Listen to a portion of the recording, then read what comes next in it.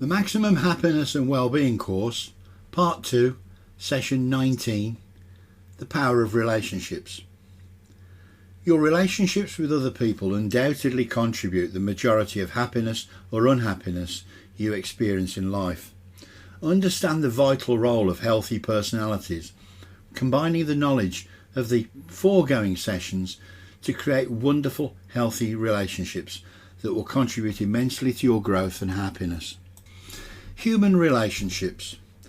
By their very nature, relationships are all personal because they involve individual human traits, strengths, weaknesses, positive attributes and negative flaws. Relationships can be a joy or a drain depending on the individuals and their respective personas. There is no absolute panacea for perfect relationships, no one set of answers to each problem that could result in perfection. It's fair to say that a relationship without challenges, without imperfections, provides no opportunity for essential growth. It's a fundamental law of nature that says that anything that is no longer growing is dying, and this applies to relationships too. The best human relationships, those with the best chance of survival, have faced and overcome difficult situations in a spirit of harmonious agreement and cooperation. These relationships have benefited from the shared growth experiences. The participants know that they can deal honestly with individual and shared issues in the future. Because there will never be such an entity as a perfect human being, there will never be an ideal relationship.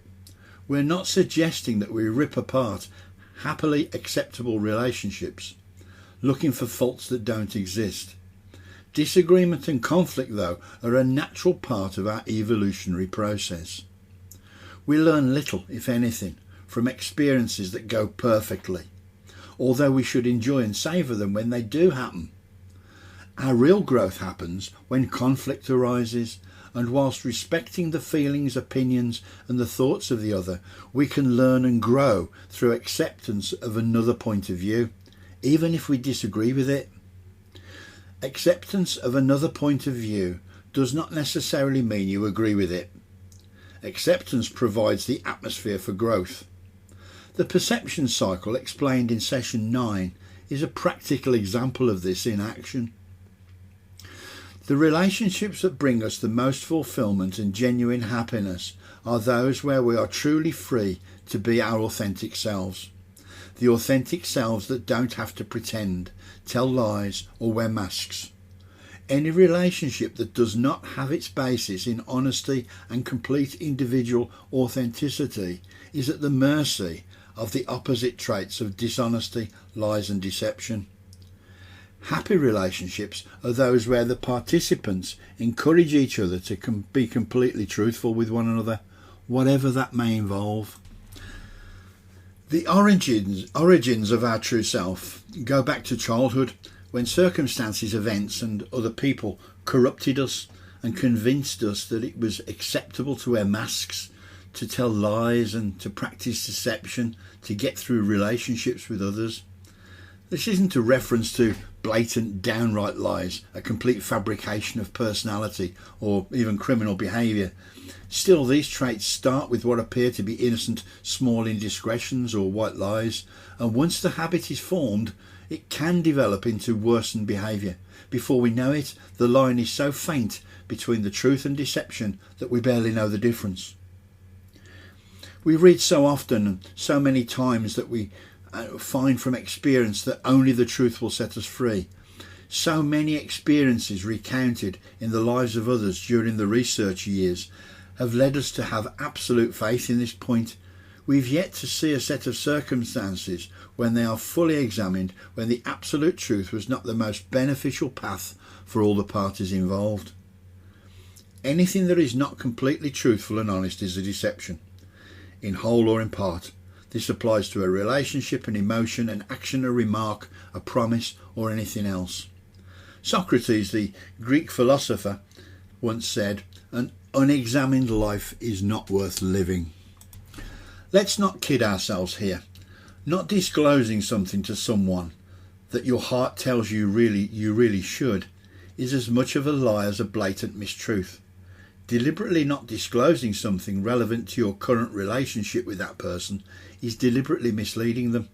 They will form a belief about you and the relationship that isn't founded on complete truth. You may as well have told them the opposite of what happened or exists, because by saying nothing when you should have shared information, the probability is they will believe the best until you tell them otherwise.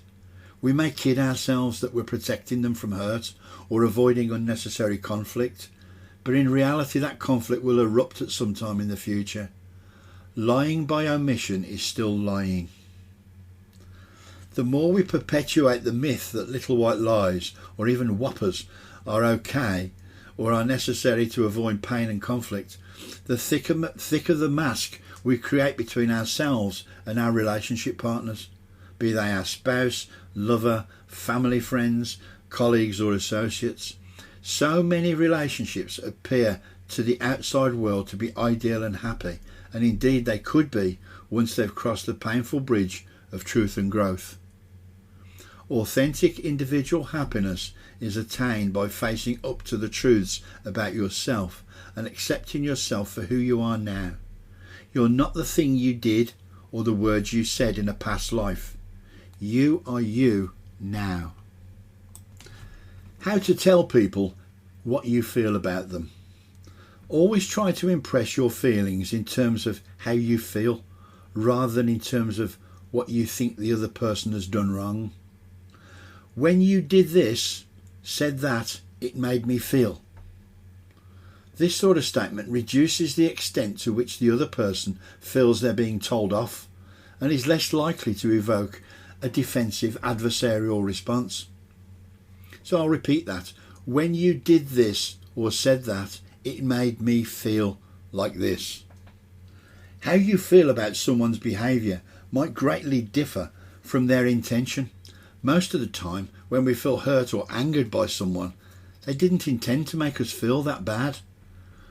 Try not to see sharing of feelings as a battle in which one person is right and the other is wrong, but as a dialogue in which you attempt to overcome the miscommunications and misunderstandings. Sometimes you'll be more capable of talking about your feelings than the person you're talking to.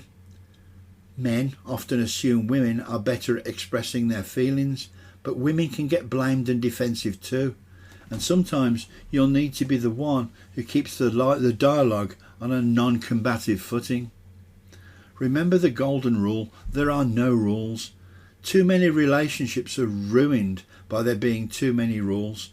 There are no rules, only guidelines. The more rules you create, the more that can inadvertently be broken, creating unrealistic expectations and ultimately resentment and upset. Enter relationships to give, not to get. When we enter relationships for what we can get from them, we set ourselves up for disappointment with unrealistic expectations. When driven by rules, such as "I gave this, so you should give the same in return," it's a sure path to ending relationships. A destructive element can arise when one of the parties considers the relationship the solution to all of their problems. This tendency has the effect of disempowering both parties. You must consider the relationship as a place to give rather than to receive. We'll talk now about the importance of human relationships. Your ability to get along well with others will always play the most significant part in the happiness and success you enjoy in every area of your life. Therefore, it follows that the biggest single cause of frustration and unhappiness in life and work is our inability to get along well with others. The majority of your joy will be related to your happy relationships with people, and most of your problems will come from unhappy relationships. Let's look at improving human relationships and attracting more happiness and fulfillment. Give what you want to receive. This is called mirroring. The principle is so simple and an intrinsic part of human nature that it can't be ignored. Quite simply, when you've decided what you want from a relationship, find a way of giving that component to the other person. It's human nature to mirror or reflect back to a person the quality they're showing you. So if you want quality attention from someone, you'll be more likely to receive it if you give it unprompted first. If you want someone to be interested in you, express sincere interest in who they are, what they do, what pleases them, what irritates them. In showing your interest in someone, they'll feel compelled to reciprocate. If you want to share happiness with someone, discover what makes them happy and deliver it. Invariably, they will want to see you equally as happy. If you want someone's respect, show them sincere respect for an area that you respect about them. Be specific, don't generalise, mean what you say or don't say it at all. If you just say, I respect you, they might think, well, what for? And even ask you. So you must have a genuine reason for respecting them. If you want to impress someone, find something about them that genuinely impresses you and tell them. Again, you must sincerely mean it. If they spot insincerity, it will create distrust. If you want someone to believe in you, tell them you sincerely believe in them or have confidence in them. You get what you give. What you send out, you get back. Everything you do toward another person has a rebound effect on you. Every kind word sincerely means that raising someone's self-esteem will, in turn, raise your self-esteem. Regardless of how successful or happy a person may become, they will always need a degree of uplifting support for their self-image. We all need to feel valued. There may be people in your life who make you feel like how you feel about yourself when you're with them. You can't help but like those people because you think more positively about yourself when you're with them. The happiest and most successful people are those who make other people feel good about themselves. If you want to improve the quality of your human relationships, practice giving more of what you want to receive.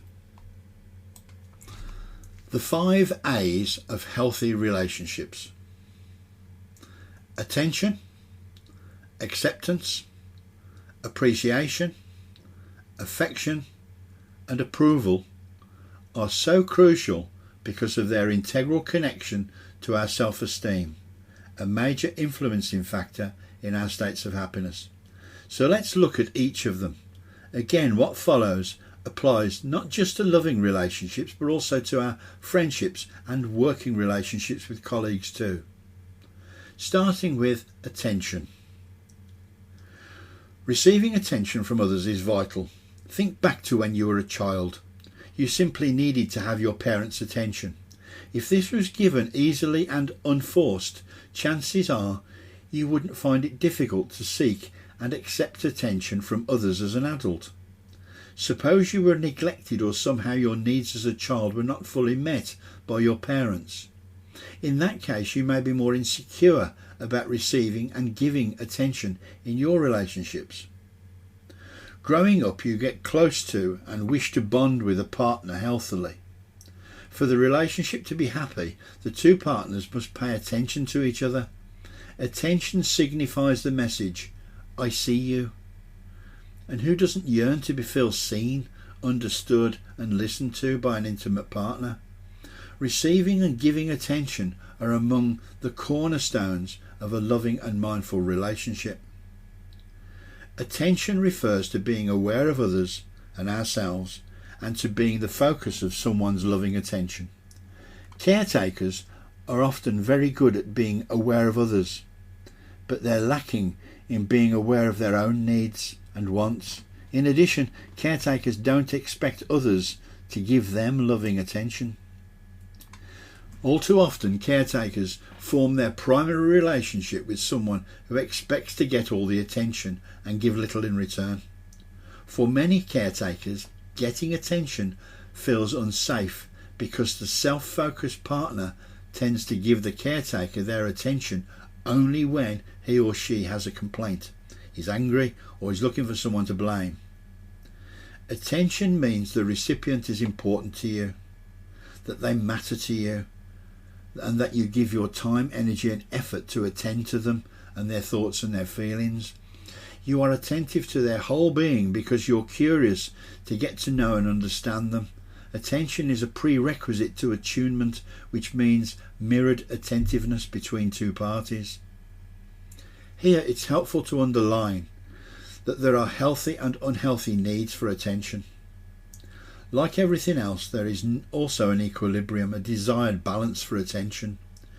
For example, requiring another person's constant and undivided attention to feel content is unhealthy, and it's codependency and indicates that you need someone external to you to feel complete.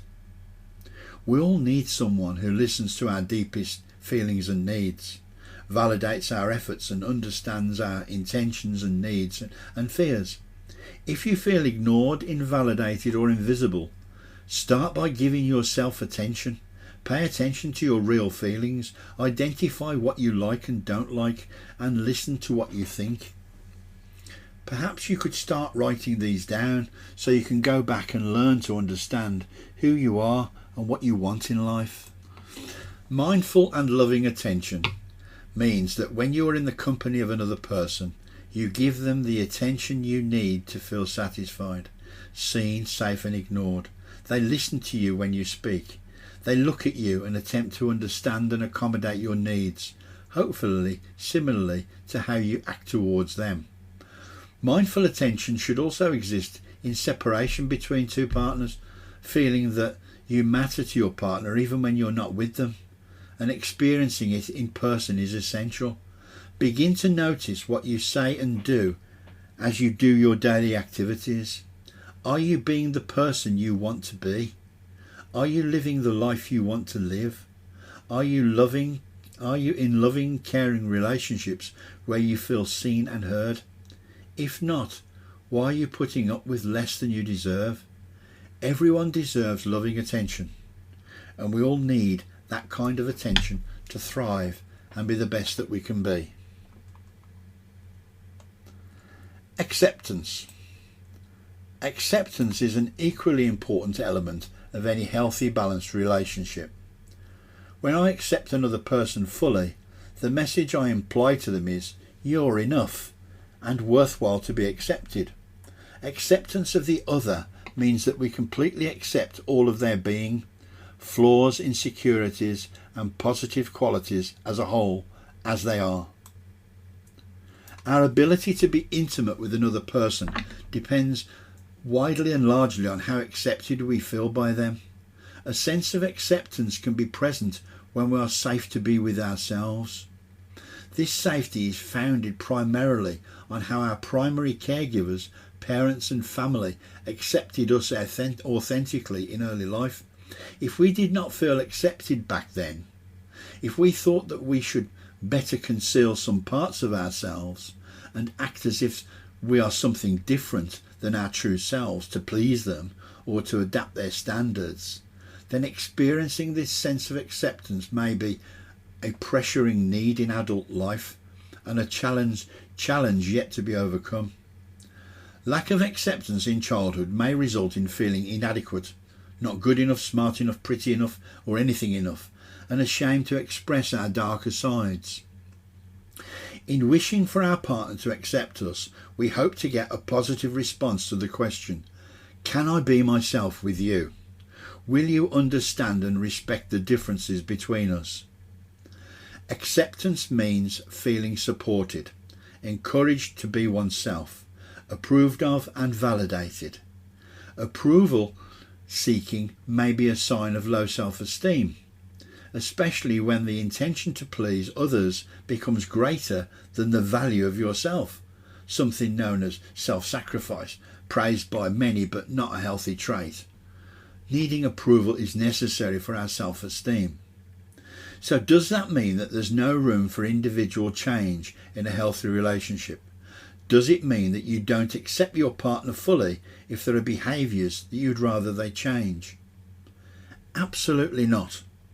Accepting the other, yet wishing they change certain aspects of their act is okay.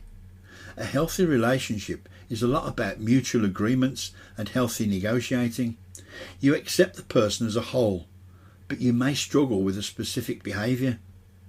In a safe and trusting relationship, there is space to express wishes for improvement and assess whether this specific requested change is in fact possible.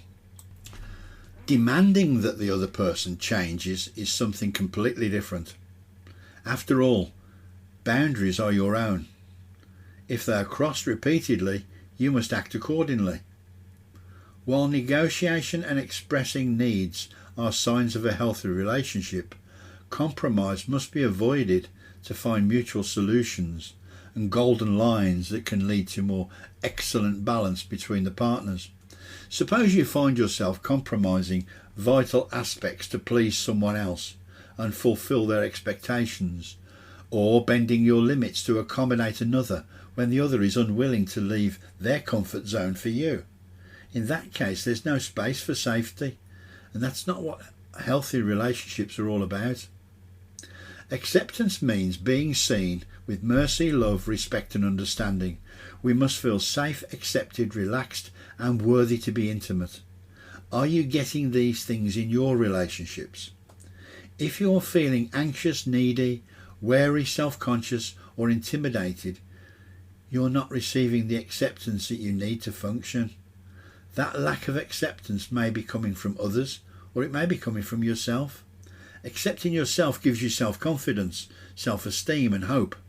Acceptance from others gives you a sense of stability, safety and calmness. Our ability to accept others is also essential.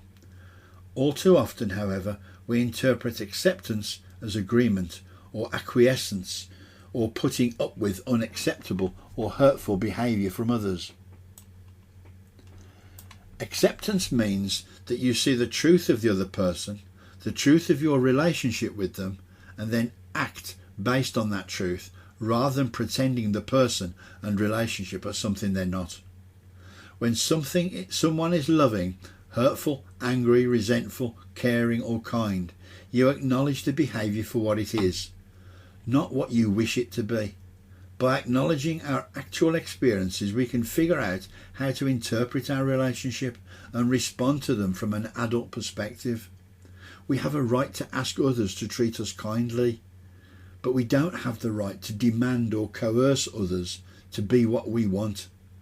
Acceptance means seeing and acting on the truth. Appreciation. Appreciation is essential to our feeling loved and accepted. Too often we don't give others the appreciation that would make the relationship fulfilling. Acknowledging our gratitude and validating the efforts of others on our behalf cements good relationships. If we don't show appreciation to ourselves, it cannot be easy to give it to others. Most anger, hurt and resentment in relationships come from a lack of appreciation. Appreciating yourself and others makes us feel good and increase our connection. If you feel unappreciated in your relationship, look for a general attitude of not paying attention or accepting each other. Can the other person give you the appreciation you need and want? Are they withholding it for some reason? Are there unresolved issues that need to be addressed? Can these be overcome? Does offering them appreciation trigger a positive or a negative response? Without two-way appreciation, relationships wither, become resentful and may eventually die. Feeling unappreciated in a relationship equals being taken for granted. It's not a good sign if this occurs. It should be confronted. Expressing appreciation is a trait of lasting relationships. When thinking about your own relationships, ask yourself these questions. Am I grateful for this person's presence? Do they make my life better? What would I like to thank them for? Do I admire them? Do I feel proud of them? How can I express this to them? Appreciation is significant in healthy adult relationships. It says, I admire you. I'm grateful you're in my life.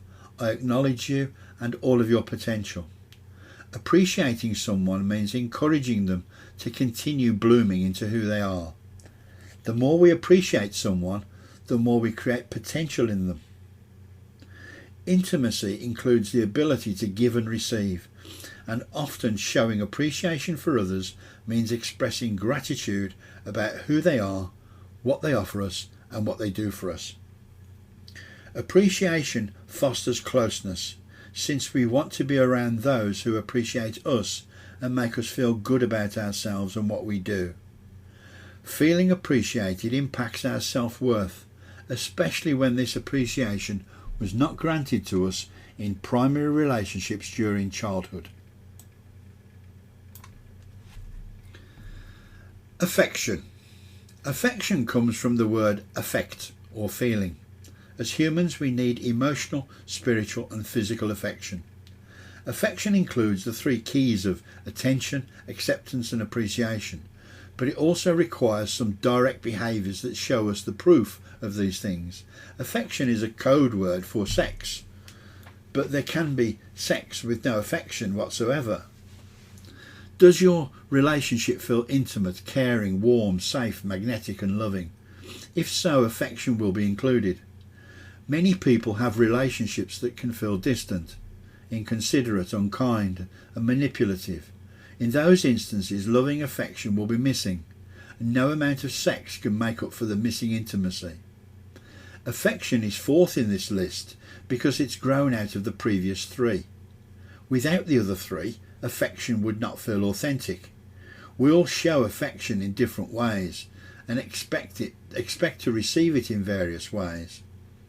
Being mindful of this straightforward fact can often soften quite a lot of heartache and broken or unrealistic expectations.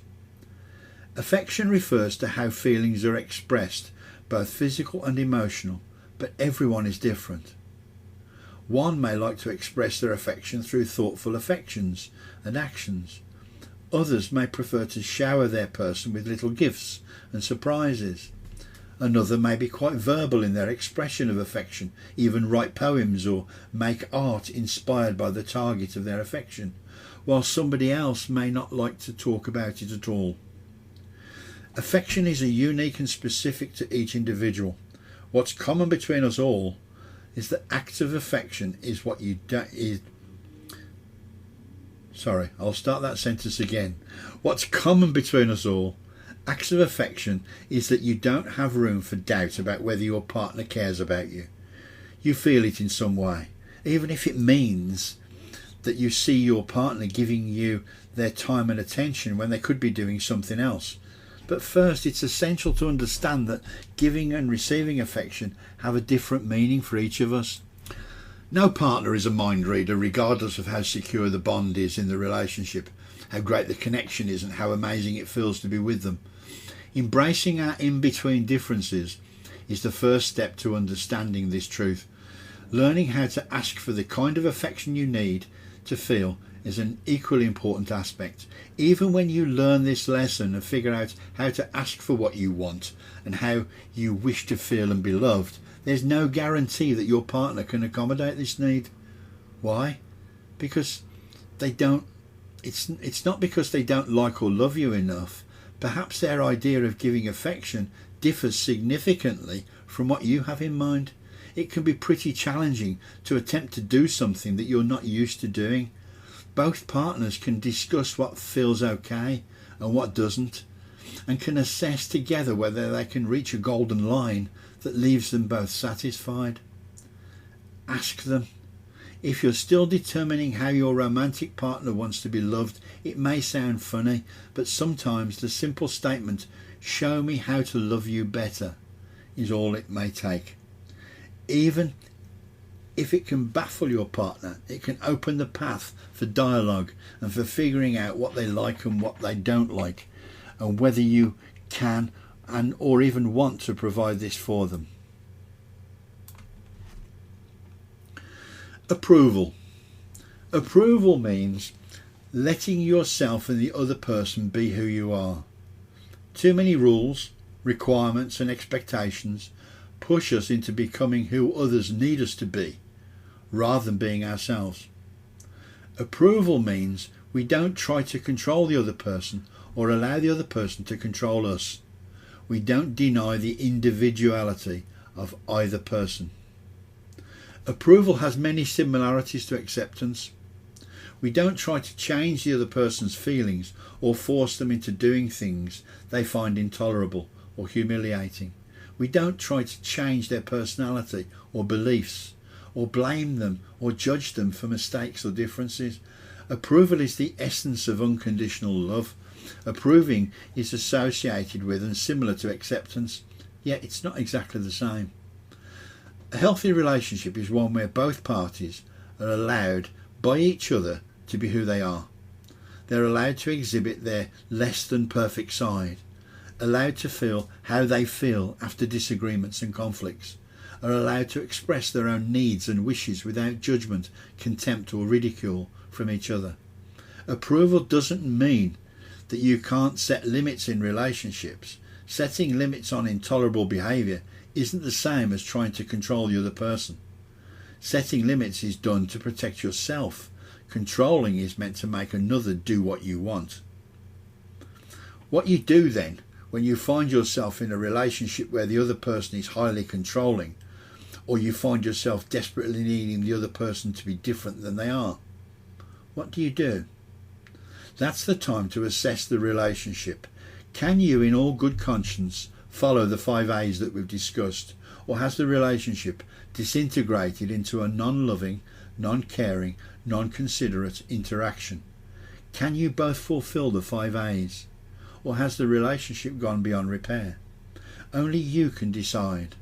Sometimes the most loving thing to do in a relationship is to let it go.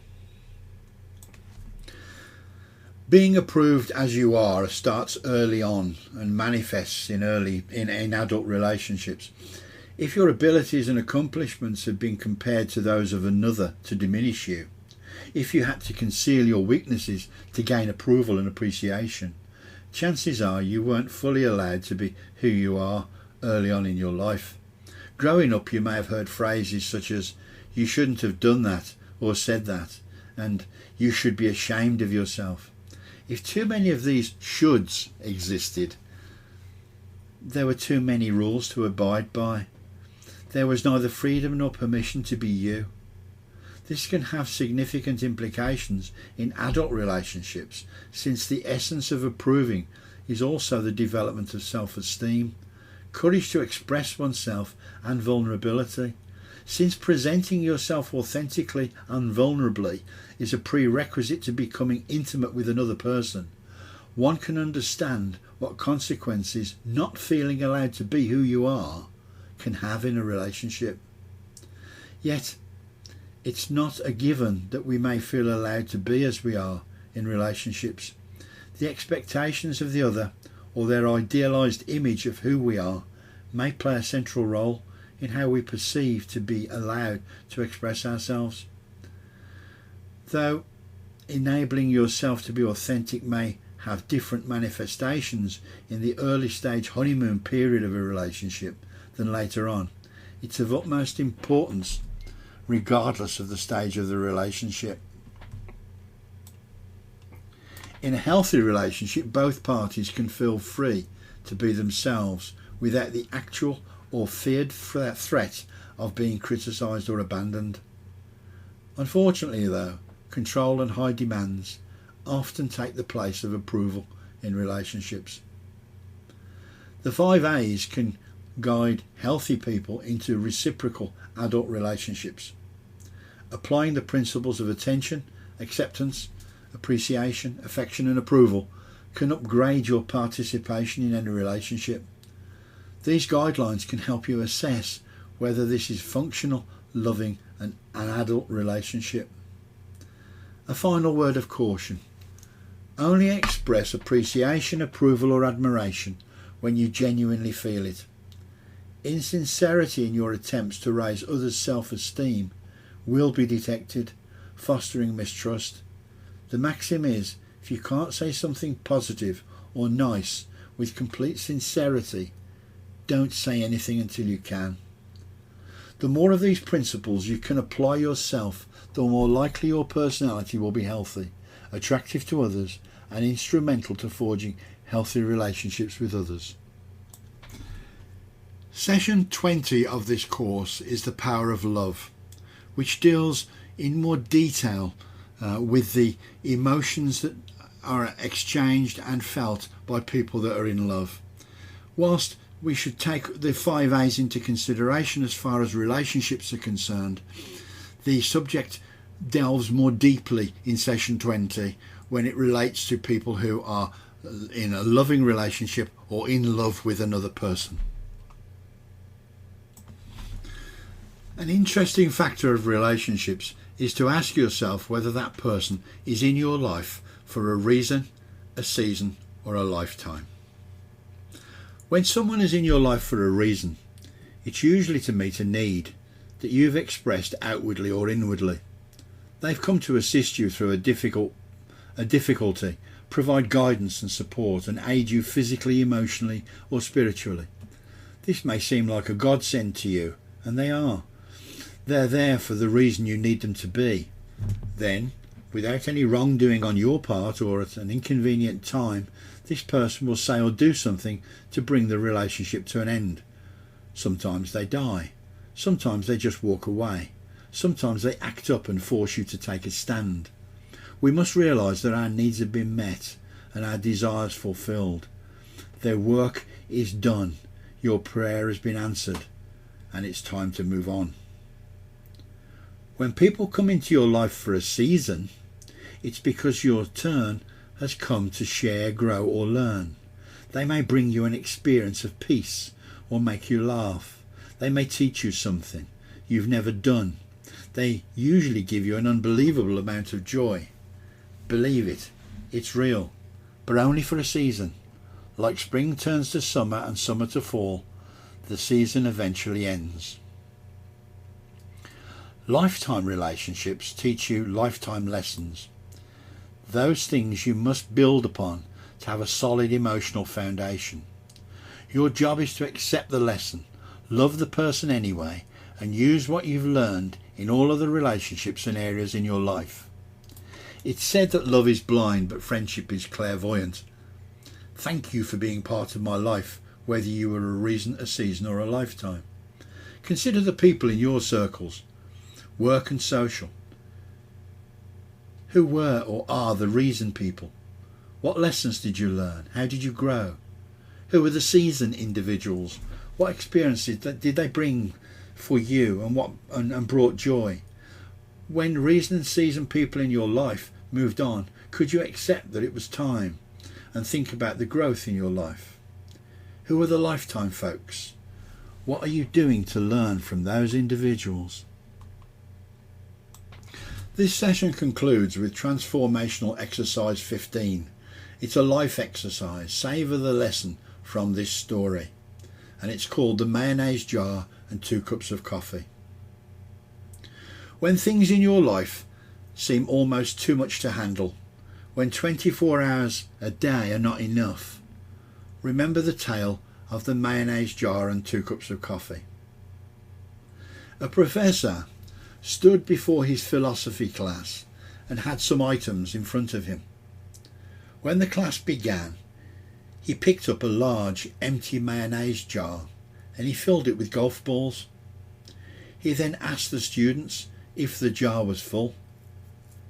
They agreed that it was. The professor then picked up a box of pebbles and poured them into the jar.